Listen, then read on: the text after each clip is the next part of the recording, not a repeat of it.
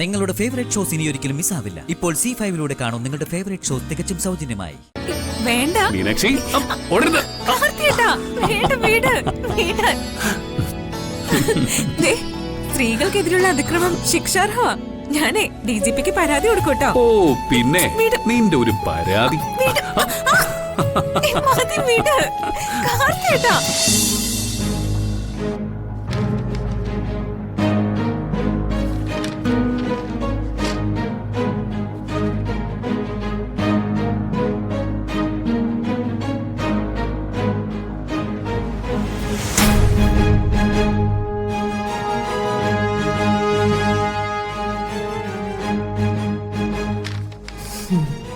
കുഞ്ഞിന് ചോറൂണ് നടത്തി കുഞ്ഞിനെ എൻ്റെ അടുത്ത് നിന്ന് പിടിച്ചു മാറ്റാൻ നന്ദിനി കൊണ്ടുവന്ന പ്ലാൻ, അത് പൊളിച്ച് നന്ദിനിയെ തന്നെ ഹോസ്പിറ്റലിലാക്കുക.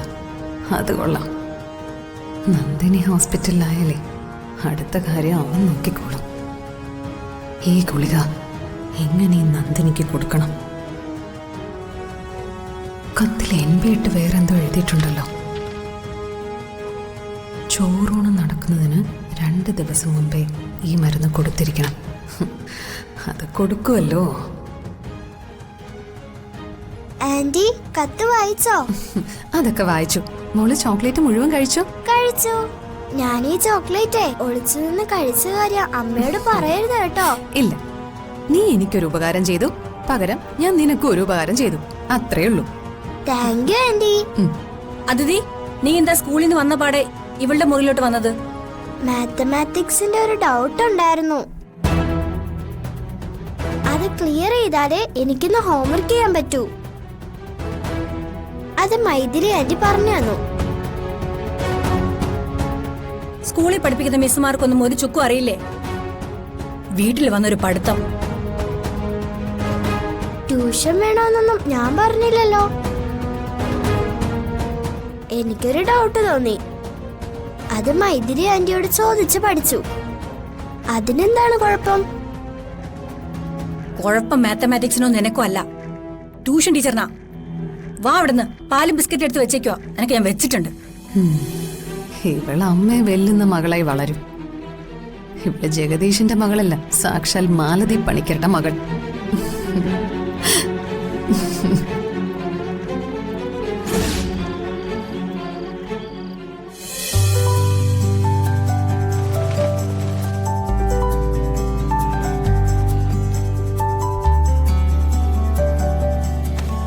ഇതെന്താടോ ഇതിനകത്തൊരു പണി?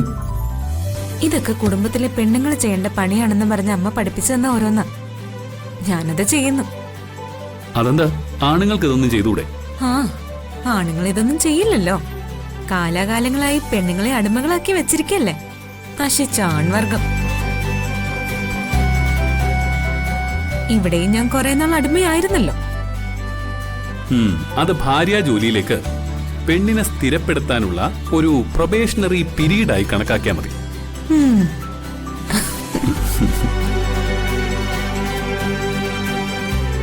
മീനാക്ഷി, ഞാൻ സീരിയസ് ആയിട്ടൊരു കാര്യം പറയാനാ ഇപ്പൊ ഇങ്ങോട്ടേക്ക് വന്നത്. അല്ലാതെ ഉറങ്ങാനല്ല. ഉറക്കം വേറെ. മീനാക്ഷി, നമ്മുടെ കല്യാണം പ്രമാണിച്ച് എല്ലാരും നമുക്ക് സമ്മാനങ്ങളൊക്കെ തന്നു. തിരിച്ചവർക്കും നമ്മൾ എന്തെങ്കിലും സമ്മാനങ്ങളൊക്കെ കൊടുക്കണ്ടേ? അതെങ്ങനെ? നമ്മുടെ കുഞ്ഞിന്റെ ചോറൂണ്, അതിന് മുതിർന്നവർക്ക് എല്ലാവർക്കും നമ്മൾ വസ്ത്രങ്ങൾ വാങ്ങിക്കൊടുക്കണം. Yes, very good idea. എനിക്ക് ഈ ചടങ്ങുകളെ കുറിച്ചൊന്നും അറിയില്ല. അതാ ഞാൻ അതിനെ കുറിച്ചൊന്നും പറയാതിരുന്നത്. അല്ല, അങ്ങനെയാണെങ്കിൽ ഇതൊക്കെ വാങ്ങിക്കണ്ടേ? വാങ്ങിക്കണം. രാവിലെ ആരും കാണാതെ നമുക്ക് പോണം. ഒരു 9-9:30 ആവുമ്പോ കടകളെല്ലാം തുറക്കും. ഓക്കെ. പിന്നെ മറ്റൊരു കാര്യം, അത് ഞാൻ പറയുമ്പോ നീ തെറ്റിദ്ധരിക്കുകയും ചൂടാവൂന്ന് അരുത്. എന്താ കാർത്തേട്ടാ? മറ്റുള്ളവർക്ക് സമ്മാനങ്ങൾ കൊടുക്കുമ്പോ മൈഥിലിയെ നമ്മൾ ഒഴിവാക്കരുത്. ഇത് ഞാൻ അങ്ങോട്ട് പറയാനിരുന്നത്.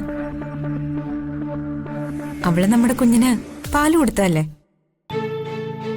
അതിനുള്ള നന്ദി അവളോട് കാണിച്ചല്ലേ പറ്റൂ. ഏറ്റവും നല്ലൊരു ഗിഫ്റ്റ് അവക്കാ നമ്മൾ കൊടുക്കേണ്ടത്. ഞാൻ എത്ര വിഡ്ഢിയ. ഞാൻ ഇക്കാര്യം പറയുമ്പോ നീ പൊട്ടിത്തെറിക്കുമെന്നും ഇവിടെ ഒരു യുദ്ധം ഉണ്ടാവുമെന്നൊക്കെയാ ഞാൻ കരുതിയത്. നല്ല കാര്യങ്ങൾ ചെയ്യുമ്പോ എന്തിനാ യുദ്ധം? ആഹാ. എന്റെ മീനാക്ഷിയുടെ നല്ല മനസ്സെനിക്കറിയാം. പലപ്പോഴും അത് മനസ്സിലാക്കാതെ പോകുന്ന എന്നെ നല്ല ചൂരൽ വടിക്കടിക്കണം. പ്രതികളെ നിങ്ങൾ എല്ലാരും കൂടി താങ്ങുന്നുണ്ടല്ലോ, നല്ല ചൂരൽ വടിക്ക്. എന്റെ കുട്ടിമാളു ഒരു വലിയ സംഭവമാണ് കേട്ടോ. വാ.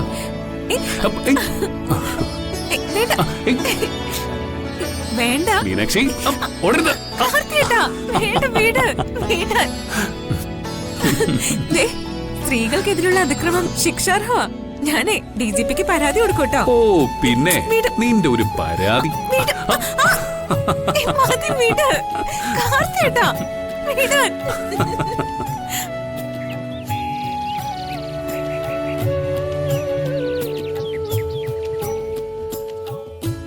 ആ കൈമളേട്ടാ, നന്ദിനി അമ്പലത്തിൽ പോയി ചോറൂണിനുള്ള രസീതൊക്കെ കുറിപ്പിച്ചു കഴിഞ്ഞു. ചോറൂണിന് അമ്പലത്തിൽ വലിയ ചടങ്ങുകളൊന്നുമില്ലല്ലോ. ആ ഇല്ല, കുഞ്ഞിനെ ഉടുപ്പിക്കാനുള്ള ചെറിയ കസവുമുണ്ട് വേണം. ബാക്കിയൊക്കെ തിരുമേനി പറഞ്ഞു തരും. കൊച്ചു തൂഷണയിൽ ചോറ്, പായസം, പിന്നെ എരിവ്, പുളി, ഉപ്പ്, ഇതൊക്കെ ചെറുതായുള്ള കറികൾ.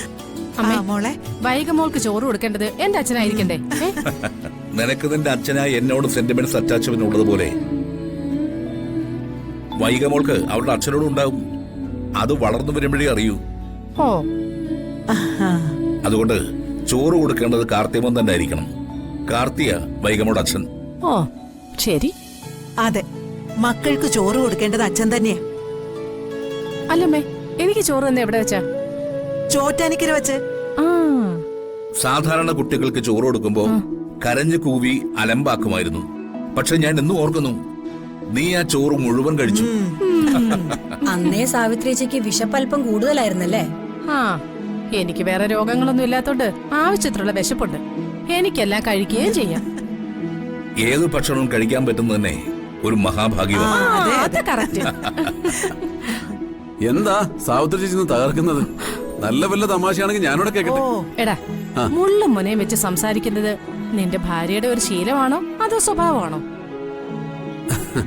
എന്റെ ഭാര്യയ്ക്ക് അങ്ങനെ ഒത്തിരി നല്ല ഗുണങ്ങളുണ്ട്. കേട്ടിട്ടില്ലേ? മലയാളി പെണ്ണെ നിന്റെ മനസ്സ് മലർമേഘത്തിര നീന്തുന്ന ബസ്. പക്ഷെ എന്റെ ഭാര്യയുടെ മനസ്സിൽ കൂടെ നീന്തുന്നത് അതൊന്നുമല്ല, നല്ല കാളകൂട വിഷമ. ദേ ജഗദീഷ് ചേട്ടാ, എല്ലാവരും കൂടി നിൽക്കുമ്പോ എന്നെ കളിയാക്കുന്നതേ ജഗദീഷ് ചേട്ടൻ ഒരു സ്വഭാവമായി മാറിയിരിക്കാം.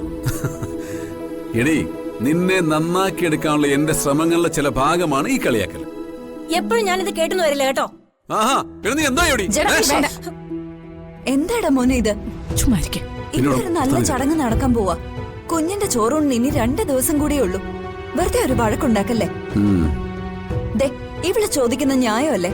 ഇവളെ പരസ്യമായിട്ട് ഇൻസൾട്ട് ചെയ്യുന്നത് എന്തിനാ? എന്ത് അഭിപ്രായ വ്യത്യാസം ഉണ്ടായാലും നിങ്ങൾക്കൊരു ബെഡ്റൂം ഇല്ലേ? അവിടെ വെച്ച് പറഞ്ഞു തീർത്തൂടെ? ആ, അത് ന്യായം. ഡൗൺലോഡ് ചെയ്യൂ C5 ആപ്പ്. കാണൂ എല്ലാ എപ്പിസോഡുകളും സൗജന്യമായി.